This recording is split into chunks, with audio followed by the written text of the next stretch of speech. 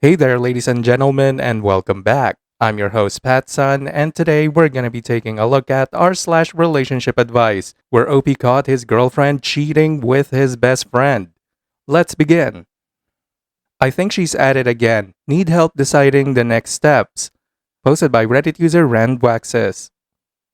I could write an entire book series, but I'll try and keep it as short as possible. Been together 6 years. Both gamers, both tech people. I am more advanced in tech, however, as I am a malware developer and cyber offense. So at the start, her ex hit her up on Snap. TLDR, as I said, block him. She didn't. In fact, I caught them sexting. I was absolutely broken, as up until this point, I had never loved anyone as much as I did her, and I've been in many relationships. I should have ended it there. But love is blind, deaf, and dumb. I forgave. I caught her talking to this person multiple more times. The final time, I said get out, go have him then. He was a liar, an abuser, and a manipulator. They'd never even met in person. That's the important part. To the best of my knowledge, she's never met any of these people in person, or physically cheated. I consider sexting cheating, sending nudes, telling other guys they're your favorite person in the world, etc. A lot more shit has happened, but I'm getting worked up typing all of this shit, but you get the idea. Now all of a sudden, she clutches her phone in her sleep with a death grip,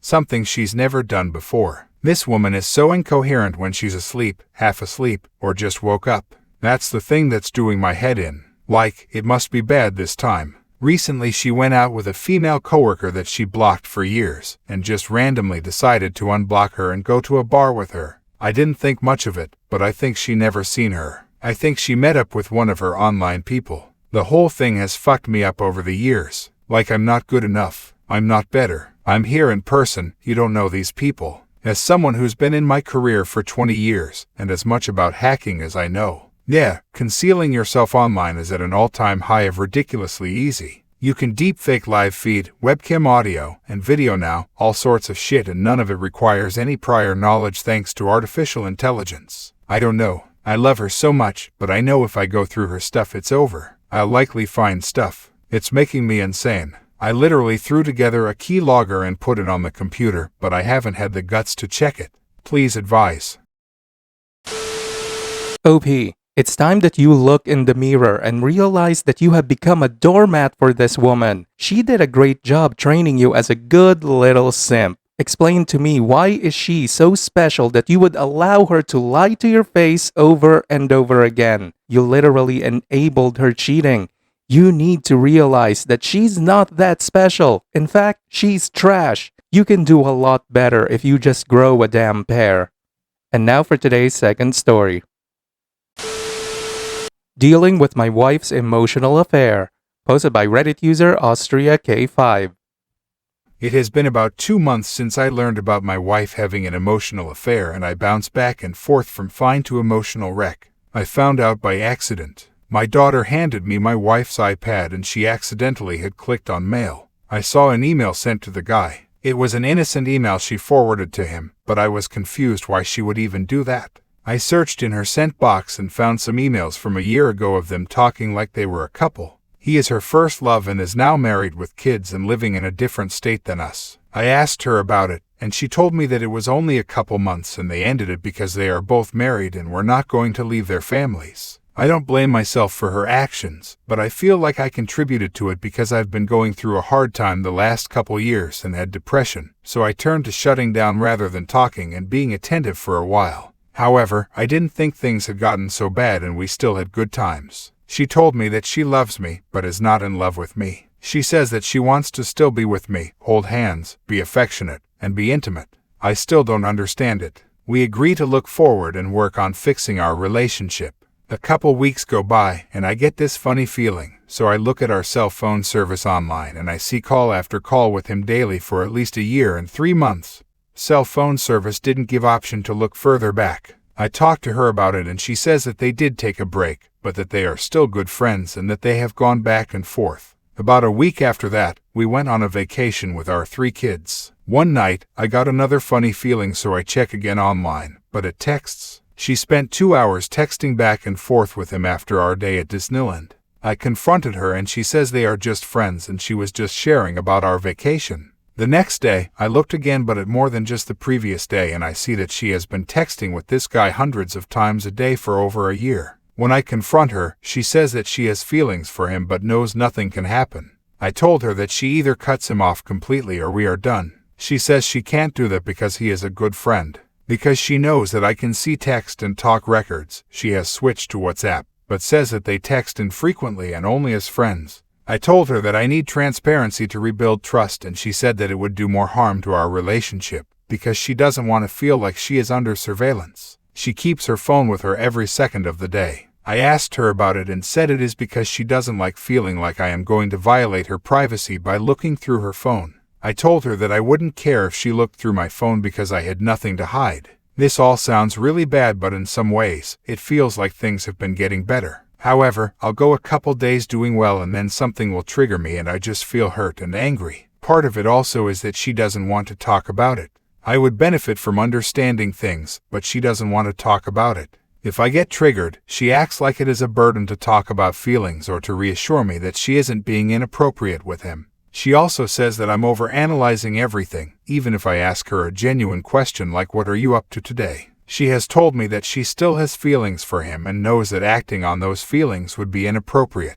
It makes me angry because it is a fantasy. All they ever did was talk. He never did anything else for her like I have. He doesn't hear about the unpleasant things. Let's assume for a second that she is being faithful now. How do I let go of the pain and anger? How do I let go of the fact that she has feelings for him? Will those feelings die out? I love her and we have a family and life together, but I am tired of feeling like an emotional wreck. If you got past something like this, what helped? I know this is long, so thank you for reading.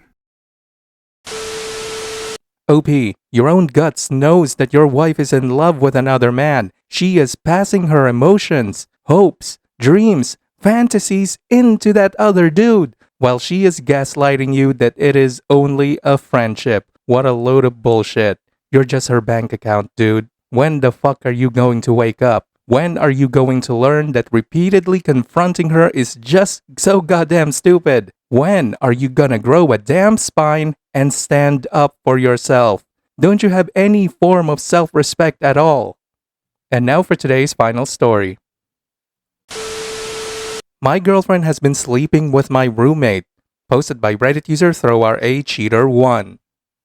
Apparently, this has been going on for a while. I've been dating her for over a year and I'll confess, I'm not very good in bed, but I try. I love her and I thought our relationship was great. Then last night, I saw her fucking my roommate, my best friend who I thought I could count on. I'm socially awkward, so I don't have that many other friends, but I thought I didn't need any more as long as I had him. Gay. I saw them openly fucking each other in the living room. I couldn't help but stare in disbelief. Then I heard my roommate tell my girlfriend to keep it down so as not to wake me up. She responded by saying that I had never heard them before, so this has clearly been going on a while. Now, as I said before, I'm not very good in the bedroom, mainly because of my small size. I've always been insecure about this. Seeing my girlfriend cheat on me has amplified this considerably. I don't know what to do. It won't be easy to find a new place to stay and get out of my lease. My family's abusive, so they're not an option. My few other friends are closer to my roommate than me, and I wouldn't call them confidants of mine. I've emotionally invested a lot into my girlfriend. She was my first one. I can't pretend I didn't see what I saw, but I don't know how I can get out of my apartment. And if I do, I'm going to be all alone. I'm already dealing with pain from being betrayed by the two people I thought I could trust and from my personal insecurities. I'm terrified at the prospect of being completely alone as well. Now for OP's update. Don't know how to post a link to my original post. You can find it on my profile. First of all, thanks to everyone. While there were some rather unpleasant responses, like the guy who called me a pussy for being upset, or the woman who messaged me to say that if I couldn't satisfy my girlfriend, so I should let better men do so because she deserved it.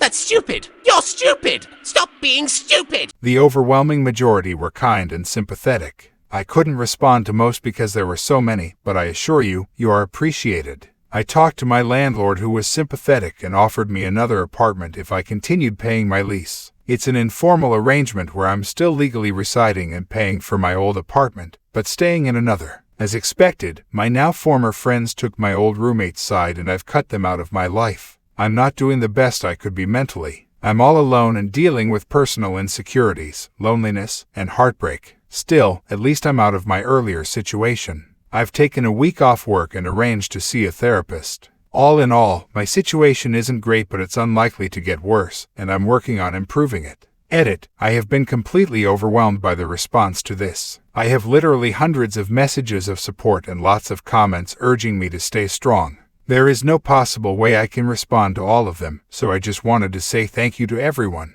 You're all amazing. And now, for OP's final update.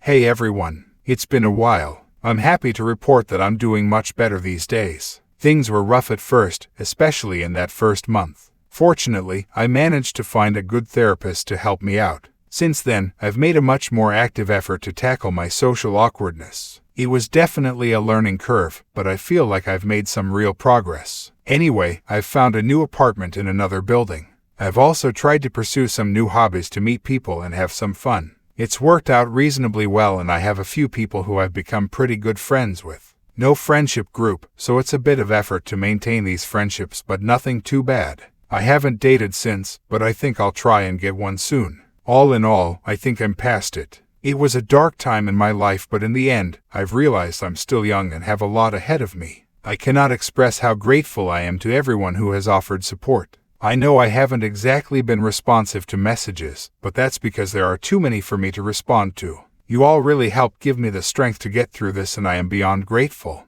TLDR, doing a lot better thanks to some therapy and an active attempt to work on myself. OP, I think you did the right thing. You know what I don't understand though? Why some people support these cheaters. If they're willing to do what they did to their significant other, then what the hell makes you so damn special that you would think she would never do the exact same thing to you? It just never made sense to me. Another thing that doesn't make sense are idiots like these being allowed to reproduce. Viewer support is the best way for me to remain independent and continue bringing you these daily videos, which will always be here on my channels for you to watch absolutely free. So please consider subscribing to me on Rumble and on YouTube. Both will be linked in the description box down below. Thanks for listening everyone. If you even somewhat enjoyed today's story, make sure to give this video a thumbs up, and if you really like it, consider subscribing to PattSun to never miss a future upload. Stay strong.